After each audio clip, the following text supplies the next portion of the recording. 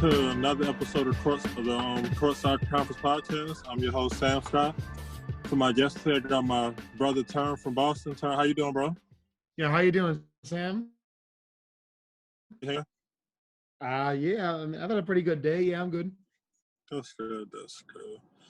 So we share two fan bases, Celtics and UK. Wildcats. So when did you become a fan of both of those? All right, so I'm from Boston my whole entire life. So I'm from Southie. If you have any fans who live in Boston, so I'm from Southie, born and raised. Celtics fans since the day I've been born. But and then I became a Kentucky fan because Boston doesn't really have we don't really have a college basketball culture up here. Yeah. Like we have UConn, but even so, UConn's 2.5 hours away from Boston. Yeah, that's why I know it's a lot of people in New England kind of claim the UConn. Yeah. Whether it's their men or women team for their college football. Yeah. I got a lot of friends who love UConn, but I never really one of my best friends on earth, his favorite player of all time is Rudy Gay. And and he's from Boston, but he loved UConn. I'm like, you know what though? I don't really want to root for Rudy Gay. I don't want to root for Andre Drummond. And so I was a Celtics fan. I was born in 1997. Mm-hmm. So I missed a lot of Paul Pierce's really good years. So the year I was really into basketball was the year we drafted Rondo. So my dad and all my older cousins, my dad is obsessed with Paul Pierce. My older cousins love Paul Pierce. But I just missed that cup, dude. Which I still know he was that dude, but I wanted to have a fair player. So I picked Rondo. And since over here we have no my dad didn't go to college. My mom, and there's no college up here. So you know what? Where did Rondo go to college? Kentucky? I'm a Kentucky too. Nice. So since 2007, and honestly, I consider it Celtics 1A, Kentucky 1B. Nice. That's a lot of people our age who like the Celtics got into that during Rondo's early years. Well, I was talking. We had Dotsie on. He said he got into Celtics because during the 2010 playoffs. Mm-hmm. He said Rondo's ball, and that's when he became a fan. That's the same for me. I became a fan that late 2009.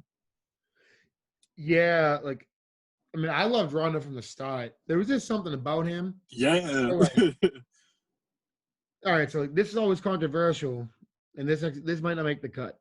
This is controversial. This will make the cut. This was controversial, but I always say about Paul Pierce that of course I was around for the whole entire Paul Pierce era when we weren't winning. Yeah. And we like to romanticize it now, Paul Pierce is a warrior, and he was he got stabbed and he still played all the games, but this guy doesn't win games. Yeah, and we were gonna give up on him, and then Rondo came in, and Rondo was like, "No, fuck that, I'll dish him." Rondo man, there was something about Rondo. We'd walk me and my boys we go over my friend's house. And we weren't being Paul Pierce, Rondo, Paul Pierce, Ray Allen, KG, they were all great, but we're there to watch Rondo. Yeah, so especially say you and I'm 2 years older, but you and our age range, and you just started watching hoops around your teenage years. That's when Rondo first made his started making all-star teams and stuff.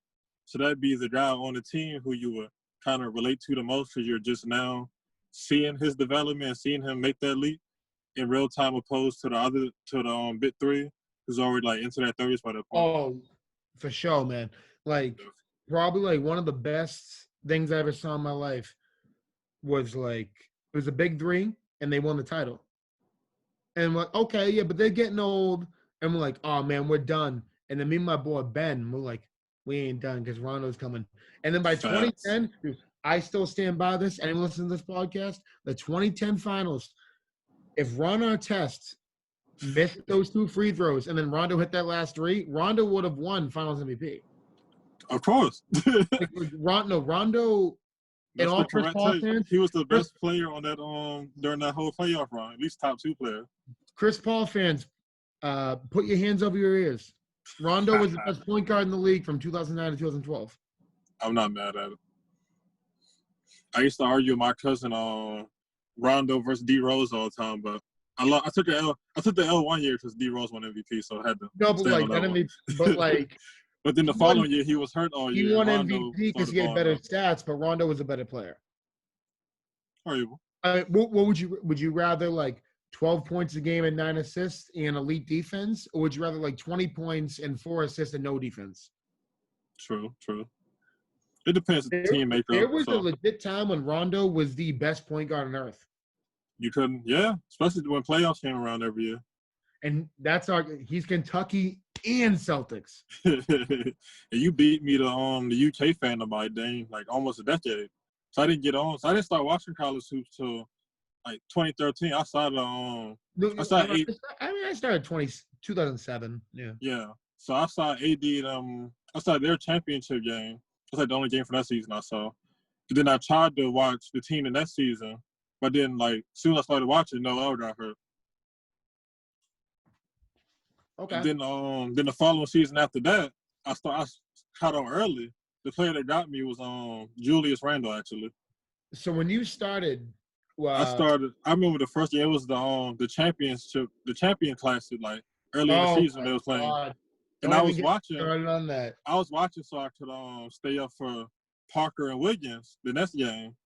Then like I turned to it, I was watching for like 5 minutes and I saw Julius Randle post up like 3 people. I was like, whoa. I mean, he was tight. I said, this kid's a tank. You started when you became a fan. Was it Coach Cal, right? Yeah. So you never saw Billy Clyde? Nah. Yeah. So I became a fan right before Cal got there. Was Billy Clyde, Billy Gillespie? Yeah.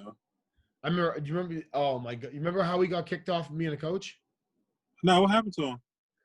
So it was the SEC championship game, which is the last game he ever coached because they replaced him with Cal. But the 2008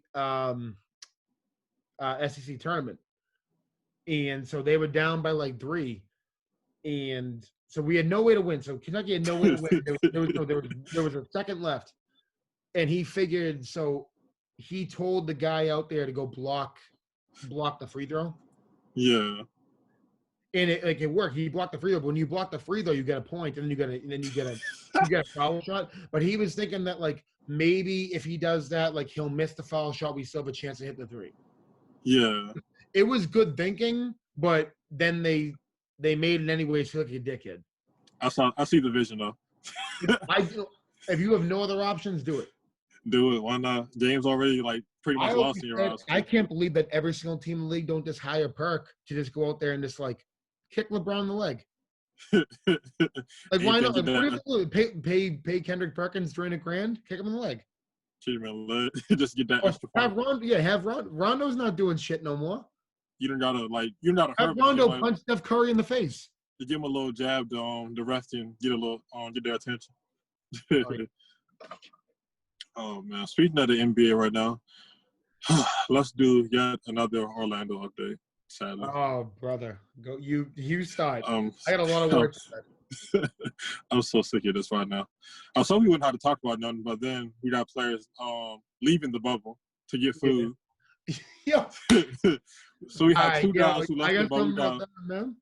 Who is it? Rashawn Holmes. And who's the other guy? Rashawn Holmes left to go get like Popeyes. And then I don't know who, but yeah, like I saw Nando El Caboclo or something like that. So so Rashawn Holmes left to get Popeyes. And I saw people on Twitter, they're like, how irresponsible. And I'm just thinking back in the back of my head, like, yeah, like, it was irresponsible. Like, the Kings weren't going to make the playoffs. And even if they were, like, are they really going to miss Rashawn? Are they really going to miss him from being in practice? Oh, my God. They're going to miss Rashawn Holmes APPG? Like, yeah, that's like the Celtics. Like, oh, my God, Semi left the bubble. Oh, my God. I'd pay for Cancer to leave the bubble. I would, too. But, like, it's Rashawn Holmes, man. Like, you're not missing nothing. It's like he barely crossed the line at that. And you see his mom, you see his mom was like she was like, you left the bubble for nothing but your mother's cooking? Is that really what happened? Yeah. She was like, you left the bubble for anything but your mother's cooking? And he was like, sorry, mama. Now his press release had me like crying when it came out. He was like, I'm sorry, I was irresponsible when I left the bubble to get food. I will now be quarantining for a week. And then Zion did it too, and Zion got nothing. Did he really? I mean, yeah, there's all the memes about. You know what? I feel like I can't with today's NBA landscape. I have no idea what's real or not anymore. What's actually happening? So many memes and like joke press release. You never know what's actually going on sometimes. What do you think about how do you think about the Celtics in the bubble?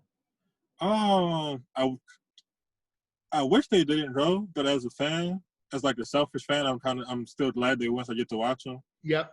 But it's dope to see they're enjoying themselves, and Tatum seems to have the whole team getting in the golf at this point. I just seen Grant just ordered like the whole thing of golf clubs recently. Yeah, I was thinking the same thing you were. Like, I don't really want them to go because I want them to be safe. In my opinion, I think they should cancel the season. Same. But like, if they're gonna play it, then okay. Like, I knew Jalen, I knew Marcus, I knew they'd be pretty smart, but like, no pun intended. But like, I knew that they'd be smart. But like, I knew from the get-go, we're having a great, like, Tatum's the same guy that's like, I don't know, Tatum's politics are kind of weird. I knew that, and I know that Gordon's having the time of his life. Gordon's game, unbothered, unfiltered. He put his phone on silent, and he's on like match 3,000 of League of Legends, and Robbins is sitting there. Robbins at home knitting. He's dialing his number 1,000,000 times over, and he hasn't hit a single one. Do not disturb. Yeah, do not disturb. Yeah, that Drake song is do not disturb. He gets his few FaceTime calls in with little girls today, then goes and games out when he's done practice. Yeah, honestly, Gordon might have the best series of his life. This time away from his wife. It's going to do him so much good, ain't it? I don't know. Yeah, I don't know. Oh, man. But I'm glad they're making the most of it, though, and they're not too down. I know it's tough because Tatum said he's not been away from Deuce for more. Yeah, I mean, I think they're having like, I don't think it's like really that bad. Except the food, though, like the things that you said about the food, they were like, you said they were gourmet eating. I'm like, that is not gourmet eating. But they said the NBA looked up for Tillman by allowing all his restaurants to serve them food on campus. Bro, I'm poor and I've eaten better than that. They were eating steak. Like, I'm vegan and I know what good steak looks like. That steak looks like a fucking, like, if I walked on a pair of Air Force Ones for 2 years and I rip up the bottom, that's what it looked like. The sole of the shoe, the beaten up sole of the shoe. Yeah, it was the beaten sole of the shoe, yeah. Oh, man. You see Austin Rivers yesterday make the joke that say LeBron get a whole hotel to himself? I mean, he probably does. Wouldn't put it past him. Well, one thing about Bron is that, like, I always hate on Bron because obviously I'm a Celtics fan. So, like, I hate his guts. Like, yeah, I hate him. But but I always do give Bron credit as one thing. Like, he does treat his family well. Yeah, Bron. That's like you can one thing you can always give, like, well, that's the reason why Bron fans suck though, because like they'll be like, well, Jordan got the 10 scoring titles and Jordan got 6 Finals MVPs and Jordan got 5 MVPs, but Bron's a good father. Bron's a good father and Bron's an activist. So he is, when it comes to life, Bron's washing Jordan in for on the basketball court. I don't think Bron's even stepping on the court. Gotta give it up to Bron though, no matter how much we hate him. No, I would give him that. Yeah, honestly, I would kill for a father like that. Right, I feel you. Anything else happened in the bubble though? I don't think. Harden just got there yesterday, and Jokic just got out of quarantine today. There we go. Oh yeah. Fucking. And Michael Beasley got sent home. I mean, over the summer, everyone was like, "Yo, look at all the weight he lost."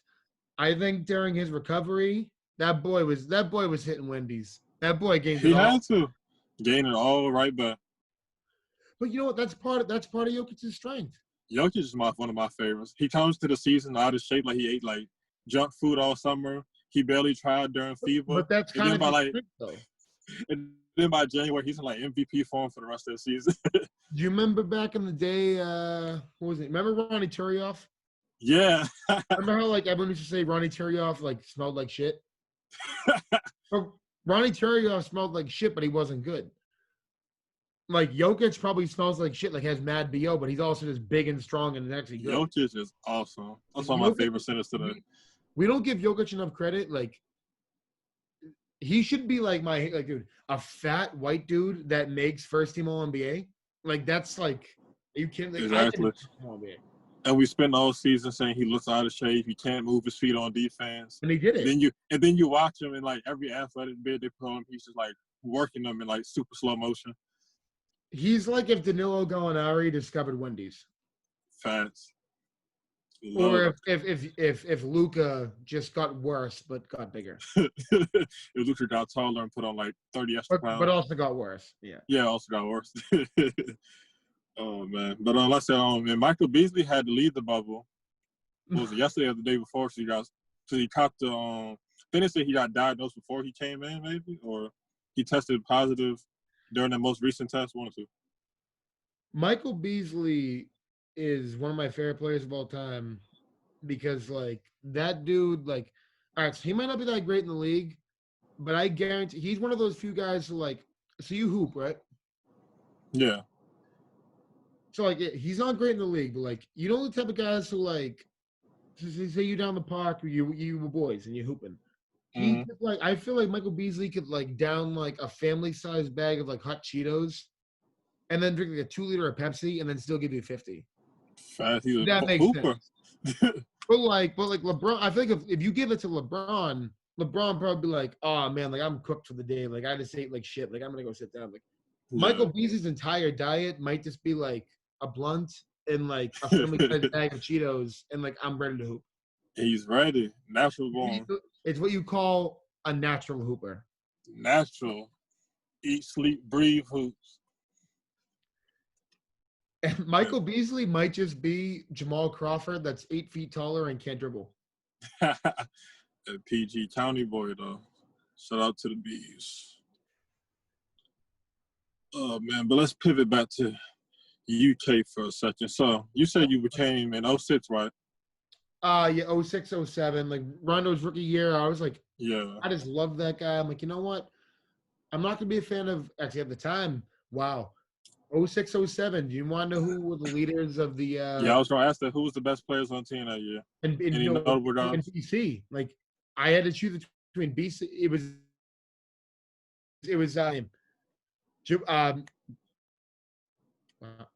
Sean Williams. The drunk Sean Williams, and then Dudley. Yeah, it was Jared. Yeah, Jared Dudley was like our best player for like 10 years.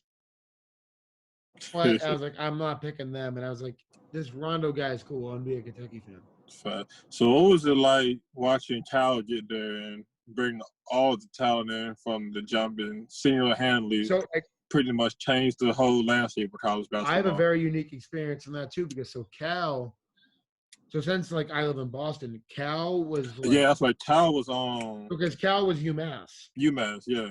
And so he was the coach during Marcus Camby. Mm-hmm. And so like a lot of like people around, like I remember my dad like loved Cal because like my dad's like Marcus Camby's age, like he didn't really know him, like they're not like friends, but like they're both in the Boston area, so like they knew like my dad, and I think Marcus Camby went to like Cambridge. He went to like Cambridge, Gillette, and somewhere like in the Boston area. But like we always thought like Marcus Camby was cool because it's like, oh yeah, like cool, like yeah, like you go to UMass, like and you're getting your money, and then the second you graduate, you're like, yeah, I got money, like hell yeah. Like, if you're a poor kid from Boston, like you think that's awesome. That's fine. Yeah, anywhere really, too. Well, anywhere, but you know, like. Especially because UMass was never on the map before him, except for Julius Erving. Julius Erving went there in like the 70s, but no one cared about college basketball in the 70s. But so yeah, I thought that was really cool. And then so he got there, and so Billy Clyde, Billy Gillespie, he was a coach till 2010 or 2009, and he wasn't leading us anywhere. He got fired for doing that stunt where he tried to block the free throw, and then Cal came in. I mean, yeah, my dad was like, "Yeah, this guy's cool as shit," and I was like, "Okay, yeah, well, like I'll see what he's like," because my dad's not a Kentucky fan, but like I'll try him out.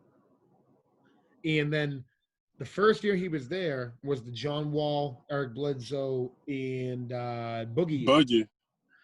And that year was really cool because like they were all freshmen, and that's even like everyone always thinks now because like they remember like the one and done era of like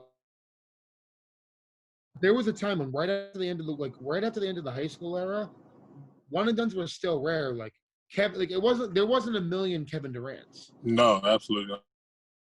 There wasn't. There wasn't Kevin. They weren't KDs and Mellos and Beasleys but walking Kentucky around had here. 3 in 1 year. They had Boogie, they had John Wall who went one. And they had Bledsoe who went. What did he go like 10th? He went. Yeah, somewhere in the lottery. Yeah.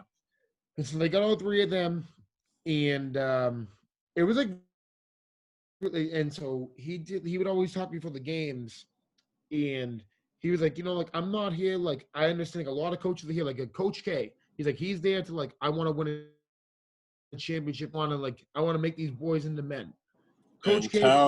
Cal was like, I'm gonna get these guys to the league. I'm gonna get these guys played. Cal here for one reason and one reason only. These boys are going to the league. He goes, if they're not, they can stay with me for 4 years. But if you're going to the league, like he goes, you're getting the ball because you're going to the league. He goes, I'm here to get you to the league. And that's how he built this rep. One of my favorite players ever go to Kentucky, Hamidou Diallo. You know him. I love him. That's my guy. You know what? I love him to death. He's one of my baby boys. He's not that good. He wasn't that good, but he got there. He had enough opportunity, had enough big games. Yeah, Coach K goes, your vertical's enough to get to the league. I don't think your talent's that good, but your vertical's enough. I'll let you dunk it 10 times a game. You'll get drafted. Coach K, Coach Cal, all he cares about is getting you to the league. But he had an interesting quote on that. I think he was on maybe First Take or maybe he did like an interview or something. Someone I was watching, I can't remember. He had a quote. His quote was, he was like, the point of guys going to college so they can get a good career afterwards. So if you're coming to college to play basketball, then you want your career to be at the NBA. So it's his job to get you to where your career wants to be. For sure. Yeah. I mean, there's a documentary on that season with Boogie, John Wall, and Eric Bledsoe. Yeah. And he's talking to him in the locker room, and he's like, it's okay if you guys lose. He goes, you guys are only lottery picks. Yeah. He's like, we're not here to win if we win the national title, that's cool. Which we're getting to that, but we're getting to AD. We don't get the. He's like, my goal though is like I want to make sure you guys get a high draft pick. Like he's basically the best agent on earth that doesn't get paid. Yeah. But he gets paid. Like NCAA cover years, John Wall is throwing him a bag. Because he'll be at the draft too, watching some of his guys go up on the stage and get drafted.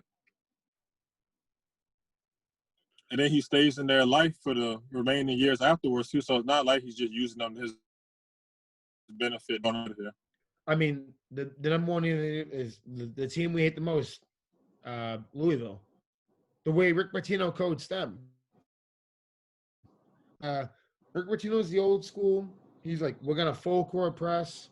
Like the second they get the ball, you're gonna full court press, and you're gonna listen to me. Coach Cal is like, you guys go out there, do whatever you have to do, showcase yourself to the league. Why the fuck do you think no one goes to Louisville anymore? Yeah, Donovan Mitchell did. There's a reason why Donovan Mitchell went 15th. Right. And there's a reason why Kentucky guys, Kevin Knox, God bless his soul, he was a really. He's my baby. No. I love him. Before Kevin Knox. If Knox goes to any other school, he's not getting drafted in the lottery. I don't want to say, but if Kevin Knox went to Indiana, Kevin Knox would be in I don't know, Prussia. Just no more. He'd still be there. No disrespect to Kevin Knox. He wasn't that great. He got drafted based on the Kentucky brand, honestly. We're gonna get to right now. We're gonna get to him later. But I remember telling everyone, all my draft friends, guys on Twitter, all the guys who do draft shit. they're always like, yo, Kevin Knox, he's the next Kevin Durant. Oh my God. And I'm like, I watch Kentucky as a Kentucky fan, like I watch these games, Shea is way better. And people are like, no, like Kevin Knox, he get that Kevin Durant build. No. And I'm like, absolutely I'm telling not. you, Shea Gilgeous-Alexander, he's the one that's gonna be the all-star. And people would not listen to me. They did. We don't get to say that, though, weren't you? You knew. I was saying it all season. I love that. You knew.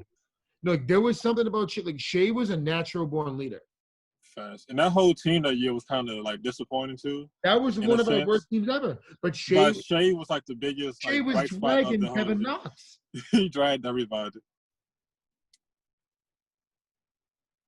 Oh my God! Like, what are these guys doing? This Shea gets the ball and makes like 5 key plays in a row. Okay. Yeah. Love that kid. Love that. So what are your thoughts the year AD and them guys came in? Okay. No, so we're moving on. All right. So that year, I remember we got AD, and so AD, if you remember him in high school, AD was a little boy. Yeah. And I was excited because I'm like, it's one of those things where like, when you follow basketball, so if you're like just an NBA fan, maybe you kind like. So if you're just an NBA fan, you kind of like the NCAA. Mm-hmm. But if you're a huge NCAA fan, you kind of like high school. Yeah. You also go below. So like me, like I was like, oh, AD, like we got Anthony Davis. That's cool. We got fucking Michael Kidd-Gilchrist. Because Michael Kidd-Gilchrist was like, he was that boy in high school. He was the guy for you. No, because he was because Anthony Davis was the really undersized center that wasn't big yet. Michael Kidd-Gilchrist was the wing that could get a 5x5. Definitely. So I was like, hell yeah, we got this dude. And I remember even after the championship game, like I was like, I can't wait till Michael Kidd-Gilchrist wins this game. You want to die on that? You want to die on that hill, huh? Like I loved AD, but I'm like, I'm team MKG. And then like the league came around, Anthony Davis was a rookie, and I'm like, his rookie, and he had a much better rookie year than Michael Kidd-Gilchrist, but that's to be expected. I was like, AD's rookie year wasn't great. Nah, he was injured a lot that season. That's why Dame won rookie of the year. Damian Lillard won it. But then I remember it was 2015, and actually, I'll never forget this. I was a senior in high school in 2014, 2015. I graduated high school in 2015. So 2014, one of my boys goes, hey, I'll bet you money. Anthony Davis is first team All-NBA this year.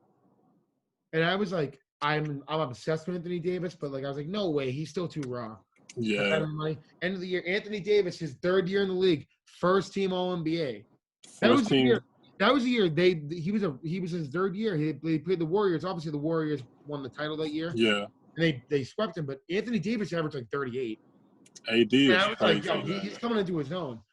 And the next thing you know, Anthony Davis is first team every single year. Anthony Davis should have won Defensive Player of the Year in 2018. He got it stolen by Rudy Gobert is, by the way, the worst defensive player of all time. Who ever win DPOY? Like, he's not terrible at defense, but he stole it from Anthony Davis, and then he stole it the next year from Paul George. Yeah. Oh, yeah. But, like, Anthony Davis is one of those talents, like, I take away my Kentucky fandom. I think since from 2000, like me and you aren't that old. Like how old? I don't know how old you are. I'm 24. Okay, I'm 20. Yeah, I'm 23. So we only know since the 2000s. Since the 2000s, the only like all-time talents are LeBron in 03, KD in 07. And when I say all-time, I don't mean like they ended up being good. I mean from the day they were drafted. That you knew they were going to be that guy. Yeah, like it's like Curry's an all-time talent, but we didn't know Curry was good till like 2014. Yeah, guys you could look at from 18, 19 years old and just tell they're going to be the one. You got it. It's LeBron in 03. It's KD in 07. It's AD. AD in 12. And honestly, this is going to catch me some flack. I know I'm going to get some comments when you post the podcast. Honestly, it's Luka. Yeah, Luke. Yeah, Luke is the one. I knew Luke. Like, I wasn't even sure about Zion, but I was sure about Luka. Yeah, I wasn't sure about Zion either. I'm not gonna lie. But like Luka, Luka was. I know it was in the Euro League, but they were grown men. Yeah. Luka was 17. Like, it doesn't matter if you're talented. if it's grown men, like. Come on now. And my thing with my first time watching AD actually was that championship game. Oh, so I mean, I was me and my brother were like sitting in our living room at home watching it. Does that make you a fan? I was not like a fan of the team, but like a huge fan of him. He only had like 6 points, but he was easily the best player and the most impactful player on the floor for both sides. Yes, and he couldn't score till like the last 2 minutes of the game, but his mere presence on the court, he's blocking shots, changing shots, getting every extra rebound or tip back, and it's like it's like he was putting the fear of God in those guys who would just get switched on. So I was like, well, AD was that dude.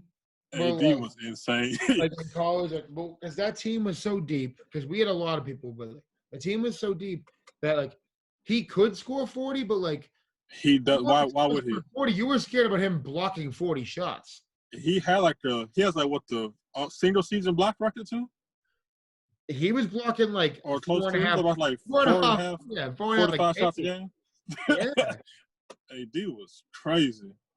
But then, if you want to keep on going on Kentucky, we'll get to my favorite Kentucky team ever. Which one is that? 2015. I love that team. That's my favorite team. And still, I think that's why. And then that actually it all ties back into the Celtics. And why is that? Because for 2015, when the Kentucky they went 38-0. Yeah. And then they lost in the Final Four. They lost to Wisconsin. Oh, man. Dumbass Frank Kaminsky, Danny Ainge. Remember that? So we had the pick. We were gonna get Kaminsky. Oh my God! We were gonna trade it. We were gonna trade the pick for Justice Winslow. Yeah. But Michael, who owns the Hornets, he was like, "No, we need Kaminsky." Thank God. And we were like, and like his reasoning was like, Kentucky, he must be good. And I'm like, is Michael Jordan that dumb? Michael Jordan retarded. I'm sorry, not retarded, but slow. Is because like Kentucky was all freshmen and Sam Deckensky were all seniors. And that was a grudge match for those two. And that. Well, I have a feeling that like no matter like you can be as like in James, you can be as talented as you want. But if you're a freshman, if you're a team of freshmen, you're always going to lose with a team of seniors because an 8 is like 22 to 30 is not that big, but a team of 22-year-olds is way bigger than a team of 18-year-olds. Exactly, and Cat was phenomenal leading up to that game, but you tell Frank just had the more experience, had a game plan they can execute. It was so sad. Yeah. Like if you put Cat against Frank Kaminsky right now, it's not. It'd be 100. Like Cat was like, I don't know how to post up. He did it. Like Cat he was a baby. He's that year because he came in. He came into college as a shooting big, but Cal was like, no, we're gonna. He was like every game we're gonna get you on the block and throw you the ball, and that finally manifested into him. He only had like maybe 1 or 2 simple post moves, but he's that much bigger and stronger and more athletic than everybody. So by like January or so, he's finally starts to come in his own second half of the season. Like I said, Frank is player of the year, 4th-year guy. So, and I said this is a grudge match for him and Cat. And he just got there. I mean, the best grudge match of all time was when after the draft. I mean, you remember this when everyone was like, "Who's going to go first? Is it going to be Jahlil Okafor? Or is it going to be Cat?" Stop it. And then Cat went first. And then the first time they played that year, when the Timberwolves played Philly, and everyone's like, "Here's the big matchup." Yeah, and Cat was just like, I can't really I'm trying to do this on Zoom, but Jaws in the post putting his hands up, and Cat's like, "What are you doing back there? Step back, hitting threes." Dude, Cat is awesome. Yeah, because Jaws come down the post, and Cat's like, "I'll just shoot in your face." And that used to annoy me leading up to that draft. So I love Okafor too back then. Okafor had post moves for days, but it's like you can look at Cat and he's one of those you can just look at late that season and just know. Yeah. So when everybody was like, "Is it Cat or John's the Cat?" Job was like, "Have y'all seen Cat? Did y'all see him in the last 10 to 12 games of the season? Because that guy." Yeah, Jaws over there like, come meet me at the rim, bitch. And no, Cat's like, nah. Meet me at the perimeter. I'll just Cat's like, nah, I'll shoot, bro.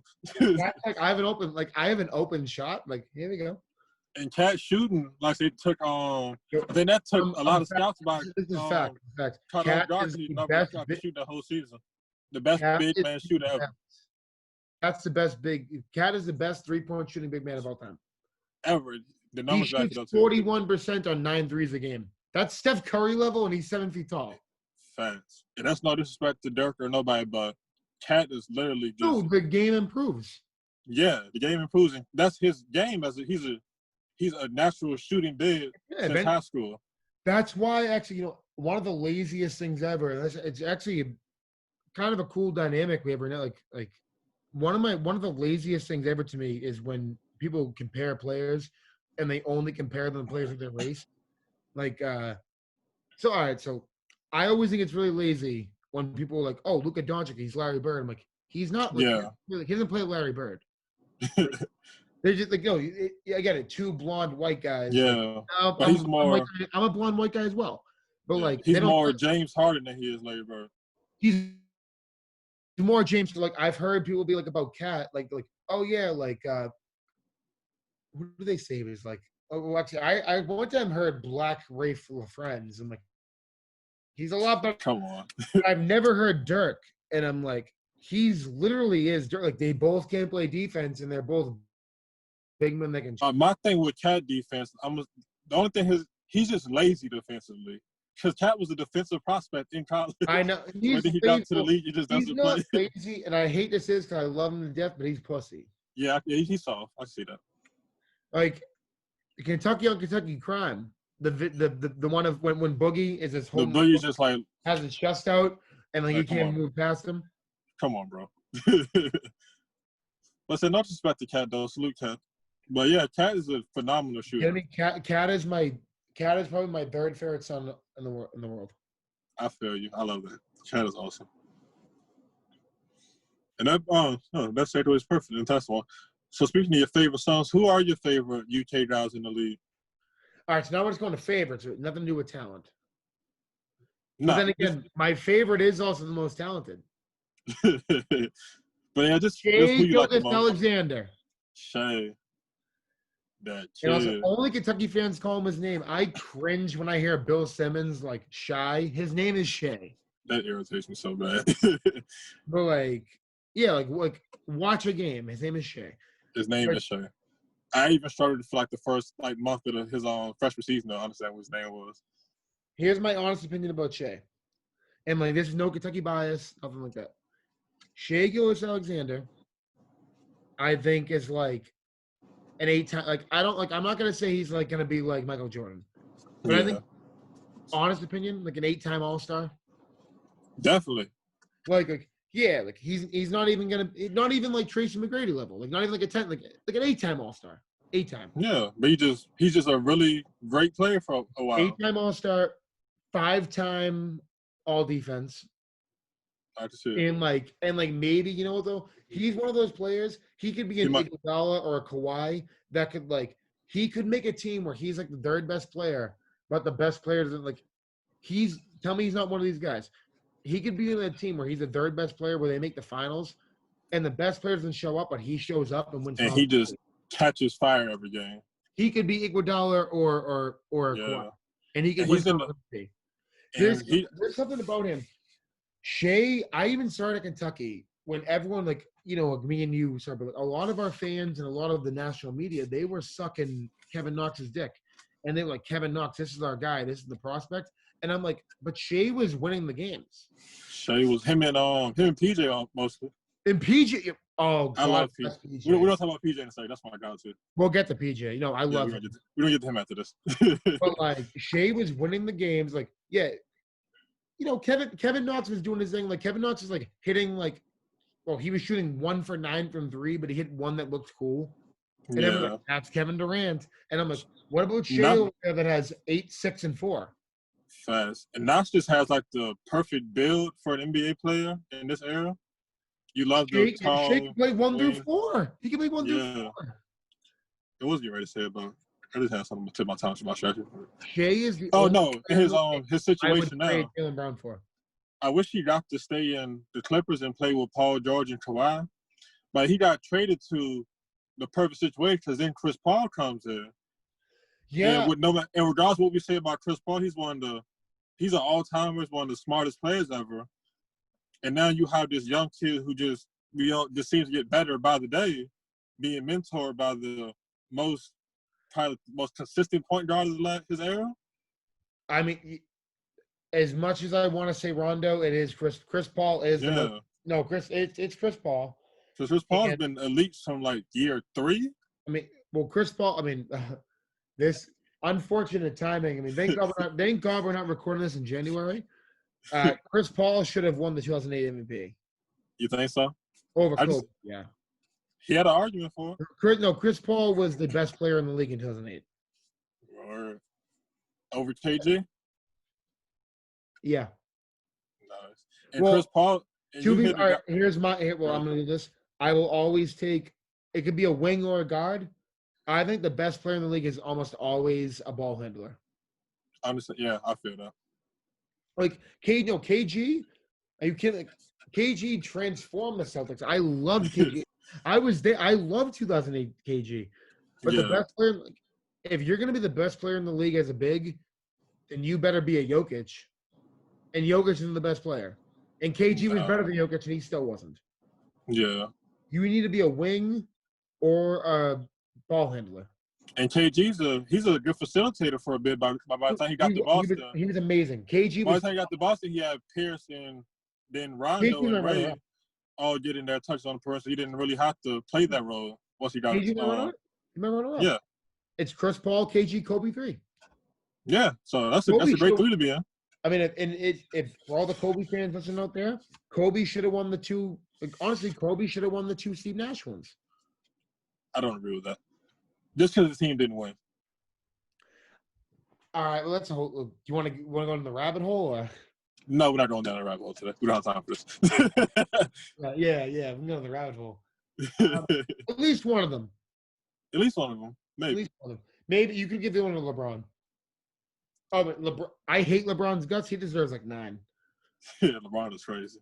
And MJ should have won like 15. Yeah, but you can't give it to the same player yearly, so that would make it just look kind of silly. Can't you though? You could, but it'd be kind of redundant. So I understand why they don't do it. But what if Tatum wins the next 20? I won't say anything. Yeah, I mean, Tatum every other year. Tatum can win this one. Devin Booker can win next year. Then Tatum, then Cat, then Tatum, then Shea, then Tatum, then Diallo. We can do that if we want. We can alternate.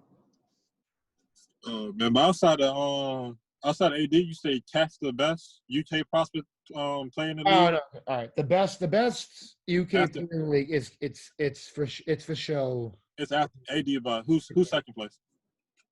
That's when things get tough. All right, because when he was healthy, John Wall was in that top 2 or 3. John Wall, I love John Wall. I love him. Yeah. I would say number 1, AD. Mm-hmm. Number 2, Cat. And then this is where things get crazy. Number 3, honestly, is Devin. If you're listening, Devin, I love you so much, baby boy. You're number 4. But Shea's better than Devin. You think already? Yeah. That's a bold take. Because as good as Devin is an elite scorer. Devin is a bucket. That was one of those guys that was easy to see coming too. Devin's a bucket. But like Shea is like 75% of a bucket, but Shea also can pass and also can play defense. Definitely. So if Devin Booker could play defense, if Devin Booker ever became a first team all like defense guy, yeah, I would probably say he's the best player of all time. Like that's how much I love Devin Booker. But he just can't play defense. Yeah. But I will say I'm gonna hold off on judging Devin too harshly until he gets some like actual talent around him. That's the one thing. That's the one. I know. I'm not giving him like a complete pass. But defense is like defense is. Defense you don't need to have talent to play defense. Yeah, because that's always going to be against him. Our guy Malik Monk plays defense. He has no talent. Yeah, he's not a good defender. He tries though. But all right, so Do we agree on the top on some order? We agree on the top four. It's like numbers. So number one, we both agree. AD's number one. Mm-hmm. Cat's number two. Yeah. 2 for 2. And then you want to put? Do you want to put Devin Booker 3? We can put Booker. Yeah, put Booker 3 for the month. Yeah. All right. So you put Booker 3, and I'll put Shea 3. But then you're gonna put Shea 4, and I'll put Devin Booker 4. Somewhere like that. And so then when 4, who is 5? This is where things are tough. I think I have an easy answer. It's Bam. It's Bam. Currently, I give it to Bam. But I think if John Wall was healthy, or if he gets back to the level he was at pre-injury, he'll be 5. But right now, it's Bam. Yeah. I mean, Bam is awesome. One of the hardest moments of my whole entire life, and I'm not kidding. Like, I've had some on a different podcast, like on a life podcast, I'd go over this, but on a basketball podcast, I won't. But I've been through really tough shit in my life. But I think one of the top 5 hardest moments of my life was the 2017 playoffs, rooting against John Wall, because I wanted to root for IT because I loved IT. Yeah. IT went against when John Wall was like, "Don't come in DC, talk about no funeral." Man. I was like, "Fuck yeah, Kentucky Wildcats!" But then like IT was like, "My sister just died. I'm gonna drop 55 on you." I'm like, "All right, but IT." We gotta ride with IT at the moment. Like, as much as I love my Kentucky boys, like I have to ride with the Celtics, and also you got to. IT dropping 53 after his sister died. I know it wasn't a championship. I stand by this. I was there for 08, and I've seen all the Red Sox championships. I've seen all the Patriot championships. I think the best sports moment of my life was IT dropping the 53 on. Absolutely. That was like our championship that year. It doesn't matter that we didn't like. It doesn't matter about the championship. He lost his sister in a awful fashion. God bless him. And then he dropped 53 on her birthday. That's way cooler than winning a ring. IT is a legend, man. I don't hear nobody say. Oh, for sure. No, like you can talk talent, but when it comes to just like what IT did, like bringing the whole excitement back to a franchise and like almost overnight, and cementing our whole new motion to go out and just win now. Like, I mean, all right. So everyone who's listening to this that already knows me, and they'll know me after, but you know me, like my whole entire bit on Twitter, I'm Evan Turner's cousin. We had a couple of years where, like, before IT like blew up, like where Evan Turner just was our best player. And hey, Evan, if you listen to this, hey, I love you, cuz. I'll see you. I couldn't stand. I was so up and down on Evan Turner. I'll give Evan at Thanksgiving. I'll give you the big piece of turkey. I love you, cuz, but you weren't getting it done. He was. And IT came in and got it done. IT was awesome, man. I hate to use the term for the culture, but that's pretty much what IT was for us, honestly. I mean, nothing will ever take one thing you can never say about him is like it's not even like it's not only that he was just that good. He was like I'm 6'2". Like, I'm not I don't think I'm that big, and like if I played against like a normal someone who's pretty good at basketball, they're gonna smoke my ass. I'm not very good at basketball. I post up, I grab rebounds, and I block shots. Like I can't shoot, I can't dribble, whatever. But I'm 6'2". Isaiah Thomas is 6 inches shorter than me. Crazy. And Isaiah Thomas was averaging 30 a game against LeBron James and Kevin Durant. 60th pick in the draft. 5'9". To me, averaging 30 at 5'9" is like averaging 45 at 7 feet tall. Right. if he can average 30, then why can't imagine if he had KD's skill, he'd be averaging 45. Right. Salute Isaiah. Love that guy.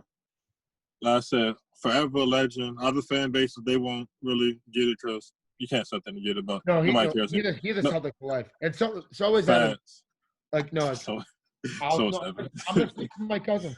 Hey, if you listen, Evan, if you listen to this, I'm speaking for you. He's a Celtic, like, who's a Buckeye first, but a Celtic for life. Oh, man. Evan's cool, dude, though. No matter my knocks on him as a player, it's pretty cool, guy. He's a man.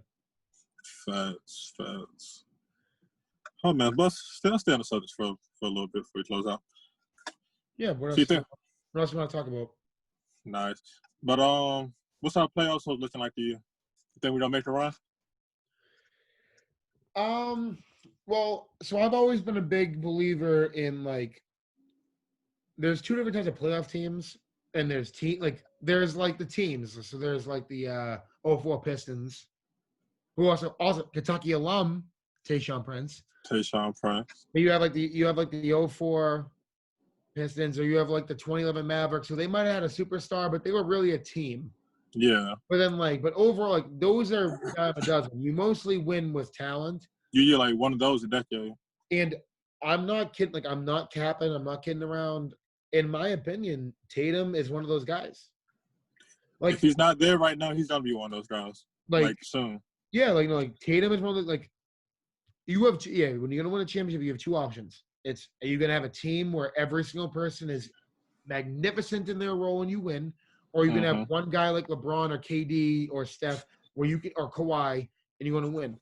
And to me, Jason Tatum is Jason Tatum is Kevin Durant with better hair but a worse beard. I'm not mad at it. Well, KD got that. He got that screen door hair. So yeah, KD sacrifices he sacrificed a set of ways for buckets. I'm a huge KD fan. I can't talk that. He's my favorite player of all time. That's not a same. Love KD. That's my guy. KD's probably one of my. KD, get on the show. KD's probably the player I've had the most fun watching develop over his career. I mean, we're the same age, so we probably fast. I caught KD for the first time in maybe 2009. And then me and my brother we was like, yo, if this dude ever learns how to dribble consistently, he's gonna be crazy. Then fast forward he 2 years later, it's nah, but it's early in his career where his handle was limited. It was limited, but it was still better than his limited handle was better than a lot of point guards today. Yeah, and we was if he ever just that real tight elite handle, he's gonna go crazy.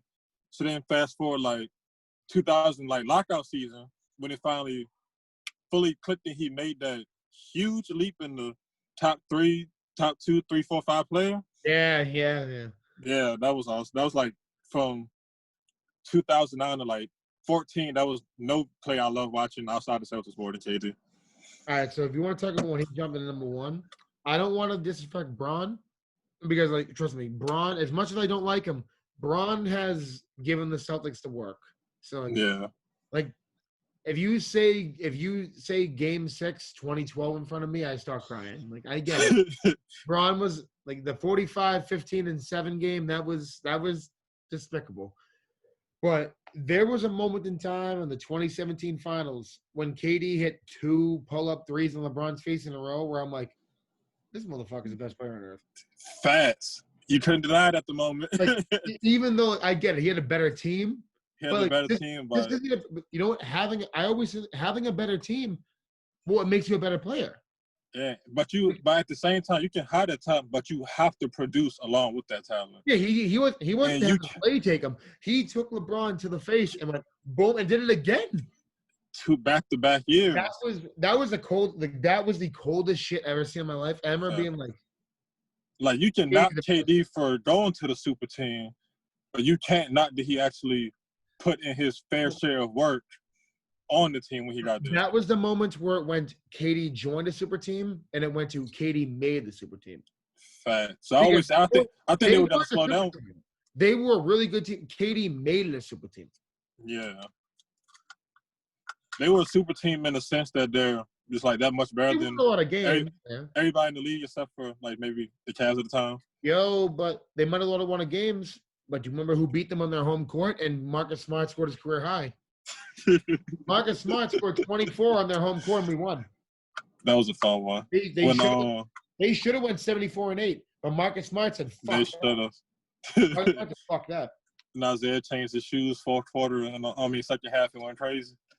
And then, actually, the Celtics have been their kryptonite for the past couple of years. We beat them every single time. We beat them. So in the year they went 73-9, and then the next year, the year we got Kyrie, we beat them too in November. Because I think with the Warriors versus us was when everybody else played the Warriors, they see Steph knock down 5 threes in a row, then they get kind of annoyed and disgruntled. Yeah, and Marcus Smart was let me get my gun. No, Steph hits like a 3 against us and starts showboating, and like Smart and Isaiah or Kyrie or whoever's like up court hitting the layup on the other end while he's like still celebrating. No, I mean, Terry at halftime, Terry was like, "You take another one of those, I'm bringing to Youngstown." Yeah, like it's like it took a certain level of discipline to beat the Warriors that the Rockets, despite the Rockets the Rockets never had. It's discipline. Like that's what in 2018. I'm gonna sound everyone's okay. Full disclosure, yeah, I'm drunk.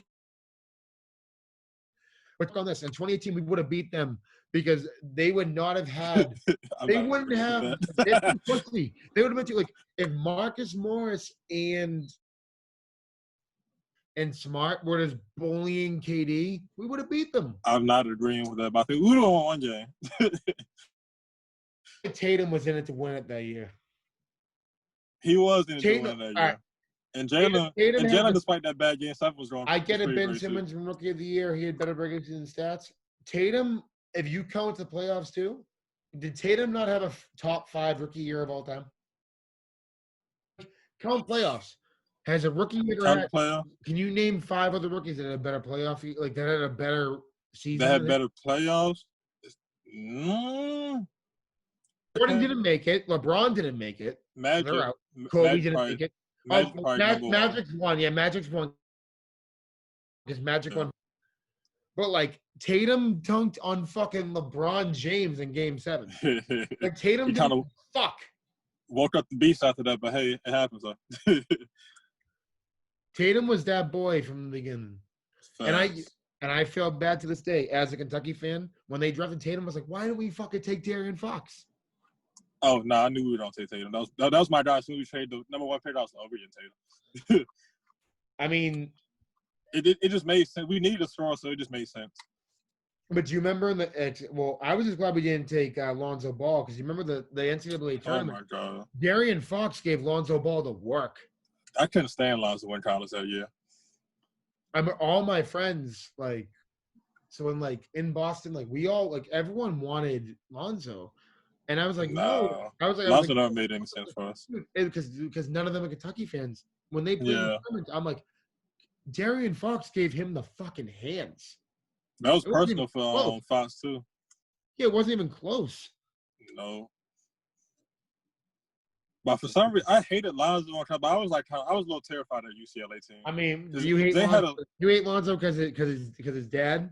No, I hate him because that first matchup, he hit that disgusting looking jumper where raining deep threes against us. But you can't always hate on a bad jumper because Kevin Martin, one of my favorite players of all time, his jumper looked like shit and Kevin Martin was knocked down. Yeah, and Lonzo. Kevin Martin was KD who couldn't pass. That's what they said. Wiggins comes from the Kevin Martin school of only scoring. Yeah, no, yeah. I saw that joke a few times. I think my favorite stat line of all time was, my favorite. You can fact check this, but I'm pretty sure Kevin Martin is the only player ever. Kevin Martin had 3 years in a row where he averaged 25 points a game, and the team didn't win 25 games. Kevin Martin's stat line was 25 points a game, 2 rebounds, 0.4 assists, 0 blocks, 0 assists. That's what he was always on. But on 50, 40, 90. Yeah, great scorer, but that's about it. Kevin Martin was, you give me the ball, I'll shoot it. I will not pass it. I will not rebound, and I will not play defense. That's why he was always on the good enough Rockets teams. Yeah, he was good enough not to get a lottery pick, but not great enough to get a playoff spot. I call him the light skinned Michael Red. The light skinned Michael Red. Yeah, basically. I feel you. All right, but so to wrap up every episode, I do a top 5 segment. Yeah, I think of 3 top 5 specifically for the guests. You give me whatever you want. Gotcha. Let's get it. All right. So last UK question of the day. It's always the one generic basketball question and 2 other questions. Give me whatever you want. Best question. So your top 5 UK players of Cal era. Of the Cal era. Yeah. Am I counting them just college career or NBA? Just college career. Oh, just college? Oh, that's fun. All right, number 1, 80. 80. All right, number 2 is gonna piss everyone off, but honestly, if you're a Kentucky fan, it should not number 2, Michael Gilchrist. No, it's your list. I'll let you have it, bro. I mean, Michael Gilchrist was a really fucking good college player. Yeah. All right, number 3 though, Cat. Yeah. Number 4, John Wall. Mm-hmm. Number 5, Bledsoe. Nice. Actually, can I take Bledsoe back? Go ahead.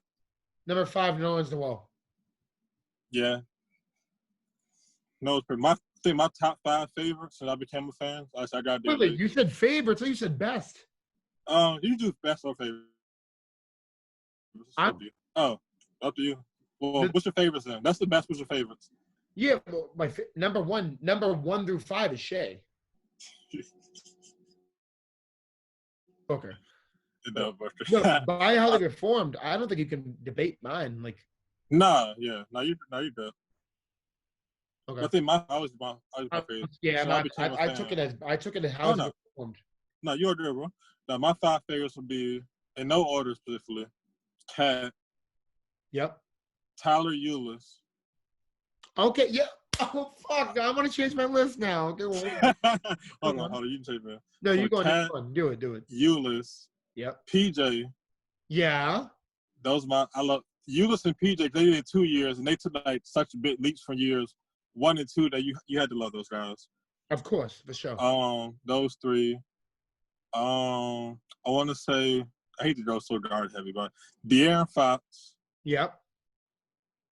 Shea. Yeah, Shea. Okay. And then right outside the top 5 that I have to mention, so he got me to be a fan is on Randall.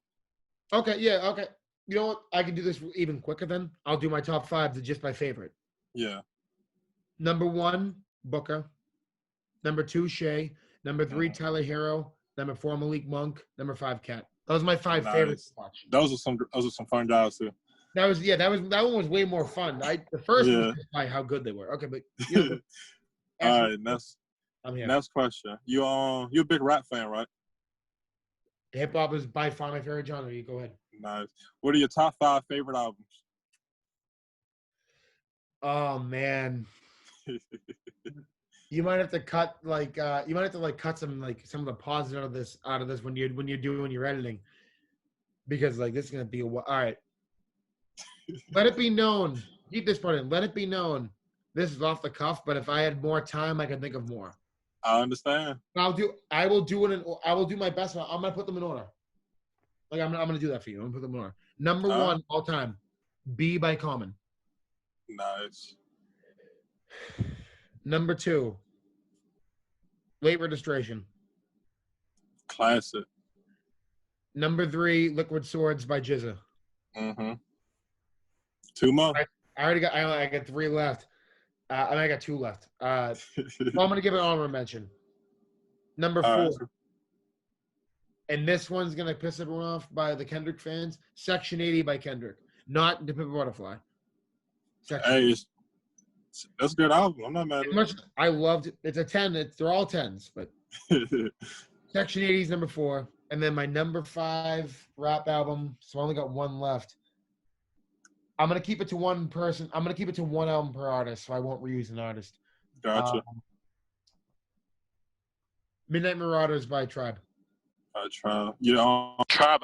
Outkast had the time I matched you that day. And then I remember I went Tribe over Outkast. And then my honorable mention, if I can I won't do a 25 honorable mentions, but I can do 1 honorable mention. You need 1 honorable mention, right? No, I did my 5. Yeah, I'm saying what's your honorable mention? 1 honorable mention, Reasonable Doubt by Hove. Nice. Amazing albums. And the last top 5, who are your top 5 characters from The Wire? Top 5 favorite characters. Buddy, you got all right. That one, this one, all right. In order or not? No order. Your 5 favorites. All right, my top 5. All right, Mike. Love Mike. So Mike, Marlo. Yeah. Scratch Marlo. All right, Mike. Mike. All right, I got Mike Weebay. Yeah. I know it's you know how tough this is. I know. Trust me, I know. It's the second best show of all time. I mean, what's your first? You know my Abby. My Abby's Christopher. Yeah, I haven't seen Sopranos. That's on my list to watch. Sorry, it's a Mike, Weebay, Bodie, Brother Mozoon. Nice, that's my guy. Brother Mozoon. I mean, you gotta love Brother. Brother Mozoon got the best quote. So I'm a librarian. Everyone listen. Like I don't know who. Like a lot of people that probably follow me on Twitter and this. Maybe you don't know what listen, but I'm a librarian. My favorite quote in the series is when he's talking to his thing. He goes, "You know what the most dangerous thing in America is?" And he goes, "What?" He goes, "Word I can't say. With a library card." Nice. And I laugh every single time I hear that. I'm like, yeah, like the library. All right, five, though.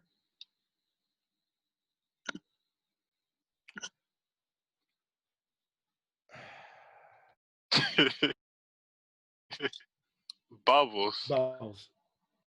Nice. Amazing cast of characters, dude. I'll tell you. I just finished it for the first time in April. No, like midway through May. No, I've watched it like 5 times, but when quarantine first started, my dad never saw it, and so me and my dad, so I watched it with my dad. We finished it by like May, and my dad was like, he used to be like obsessed with The Shield, and he was like, it's way better.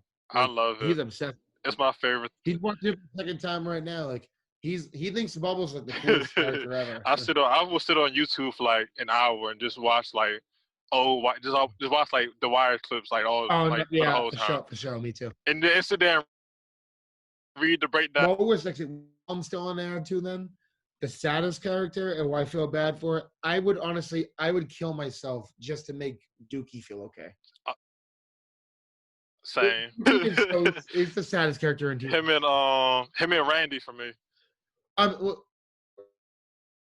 or at least he got he could at least become the new prop Joe. Dookie was man, that broke my heart. It did broke my heart too. Season 4 is probably like the greatest season of anything I've ever seen in my life. It's the best themes. Like every they change the theme song every season. Yeah, with the kids doing the when you walk through the garden, when they have the kids of Harlem sing it. It's so much better than the rest of the seasons. I loved it. Like that one season has stuck with me for like the last few months since I've seen it. Like, I probably don't get through a whole week without just be like, dang. Yeah, all the fans listening. I remember there was this one day when this motherfucker right here, he DM'd me. He's like, "Why'd you dislike my tweet from 3 weeks ago?" Oh yeah, I remember that. I go, "Oh, because 3 weeks ago I remembered you." He posted a picture from season 4 where it's like they all wrote their names on the wall, and I wanted for my header. Yeah. So I creeped his page to go get the header, and then I was like, "I'm sorry, I had to like." Yeah, you found me talking about Josh Smith or something. Yeah, it was the Josh Smith gift. Josh Smith gift. That's funny, yeah. Oh man, but I appreciate you for coming on, though, bro. Oh hell yeah, anytime. That's nice. This your first podcast you on? So you like it? I've never been on a podcast before, but I'm very another weird Celtics Twitter person. We both got some pretty good fans, and I really appreciate you letting me on. No problem. You're natural, man. Great time. Thank you. Appreciate it.